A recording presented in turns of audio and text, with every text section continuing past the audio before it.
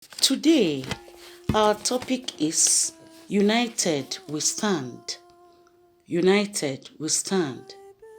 When you are not united in the office, at home, anywhere you are, nothing good will come out.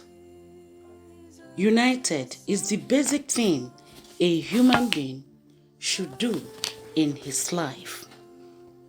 And our Bible lesson today is taken from book of Matthew, chapter 18, verse 19.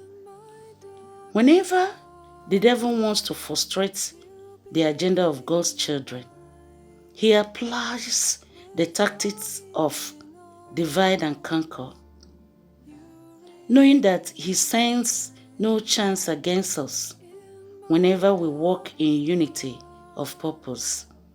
We must therefore stop the enemy in his tracks by fostering unity among ourselves.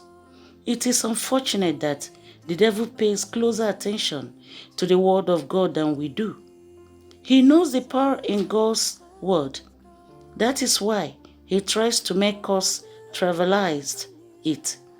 Today's memory verse is a scripture that packs enormous power. If we walk in it, we will surely devastate the devil's kingdom. Beloved, if just two of us can perform great feats simply by uniting and agreeing on what we want to happen, what happens when 3, 4, 10, 70, 20, 50 or 100 of us do the same? No doubt the results will be phenomenal. In Genesis 11:6, the Almighty God said something significant, which those of us who want to do exploits for him must take note of. He said, "Behold, the people is one, and they have all one language. And this they began to do, and now nothing will be restrained from them, which they have imagined to do." In a nutshell, this scripture is telling us and confirms the power of unity.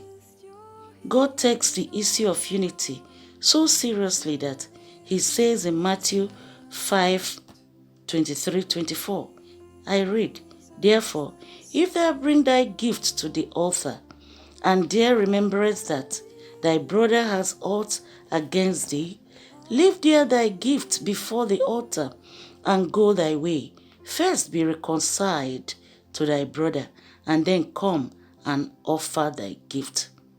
Reconciliation is very, very important. Great unity exists among the Godhead, and as carriers of God's image, we also are capable of living in unity if we choose to, indeed. If you want to increase your productivity, keep the unity of the Spirit with those God has made to be your fellow laborers. Ephesians 4:3. The early church was able to turn the world upside down for Jesus because they were one in heart and soul. Acts 4:32. When they prayed, they got results because they prayed in unity.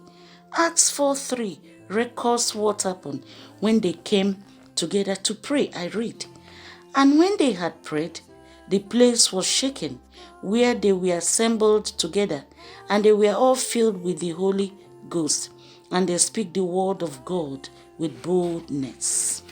But unfortunately now, the church today prays without similar results because we are not united in the spirit. Whenever the devil discovers our broken chain, he exploits it. I pray in the name of Jesus Christ that Lord Almighty will return brotherly love back to his church in Jesus' name. And in our families, husband and wife, children, let us be united so that we can fight together and win. When we are united, God will be there to help us, and all our prayers will be answered. In Jesus' mighty name, you are blessed. May the good Lord be with you and guide you. In Jesus' mighty name, amen.